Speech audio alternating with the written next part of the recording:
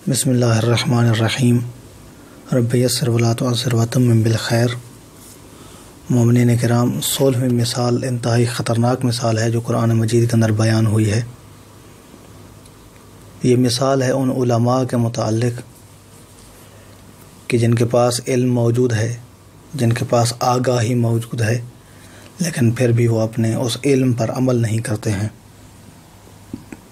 پھر بھی وہ گمراہ ہو جاتے ہیں اور انہیں ہدایت نہیں مل پاتی ہے۔ ان کو مثال دی گئی ہے کہ فَمَثَلُهُ كَمَثَلِ الْكَلْبِ، ان کے مثال کتے کی مثال ہے، اور وہ کتا کہ جو بولا ہو چکا ہے۔ ان تحمل علیہ یلحس او تترکہ یلحس، اس کی حالت یہ ہے کہ اس کے اوپر حملہ کرو تب بھی وہ اپنا منہ کھولے ہوئے ہے، اور اگر اسے چھوڑ دو تب بھی اس نے اپنی زبان باہر نکال رکھی ہے۔ یہ مثال، اس کے اندر کسی شخص کا نام موجود نہیں ہے، یہ مثال عمومی ہے، اور قرآن مجید کے اندر بہت ہی کم نام استعمال ہوئے ہیں، کیونکہ قرآن مجید قیامت تک کی کتاب ہے، اس کے اندر عمومی طور پر بات کی گئی ہے۔ محل نزول کے حوالے سے علماء کہتے ہیں کہ یہ بنی اسرائیل کا عالم ہے کہ جو گمراہ ہوا، بلعم باعور نام کا عالم ذکر کیا جاتا ہے کہ جو حضرت موسیٰ علیہ السلام کے نزدیک بہت ہی پہنچا ہوا شخص تھا، مبلغ تھا۔ حضرت موسیٰ علیہ السلام اس سے بڑے مبلغ کی حیثیت سے کام لیا کرتے تھے، اس کی دعا بارگاہ خداوندی میں شرف قبولیت پاتی تھی، لیکن وہ فرعون کی ظاہری شان و شوکت اور اس کے وعدوں سے اتنا متاثر ہوا کہ راہ حق سے بھٹک گیا،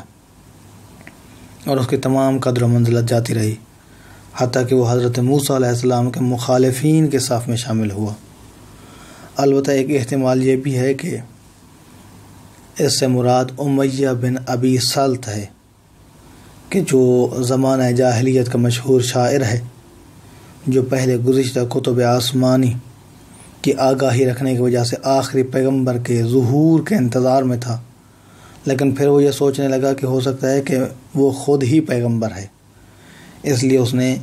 جب پیغمبر اسلام کی بعثت ہوئی